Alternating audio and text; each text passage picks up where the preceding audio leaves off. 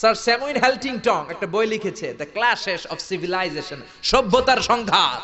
সভ্যতার ঘুষাঘুষি আছে না নাই? এক সময় পৃথিবীতে ছিল গ্রিক সভ্যতা।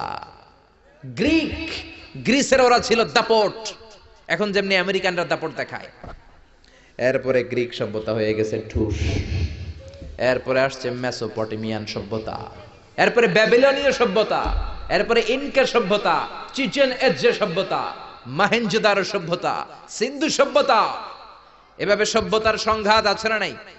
উনি ওনার বইতে লিখেছেন দ্য ক্ল্যাশেস অফ সিভিলাইজেশন, সভ্যতার সংঘাত। এখন গোটা বিশ্বে সুপার পাওয়ার হচ্ছে ইউনাইটেড স্টেটস অফ আমেরিকা। আবার ধারণা করা হচ্ছে আমেরিকার পরে চীন হবে সুপার পাওয়ার, ঠিক কিনা? উনি ওনার বইতে লিখলেন এতগুলো সভ্যতার ঘুষাঘুষির মধ্যে, মারামারির মধ্যে সবগুলা মোড়ে ভূত হয়ে যাওয়ার পরে যেই সভ্যতা দাঁড়াবে সেটার নাম হলো ইসলামের সভ্যতা। আল্লাহু আকবার। দ্য ক্ল্যাশেস অফ সিভিলাইজেশন, সভ্যতার সংঘাত। এই সভ্যতার সব সংঘাতের পরে যেই সভ্যতাটা দাঁড়িয়ে থাকবে সেটার নাম কি? ইসলাম। আরো জোরে বলেন কি?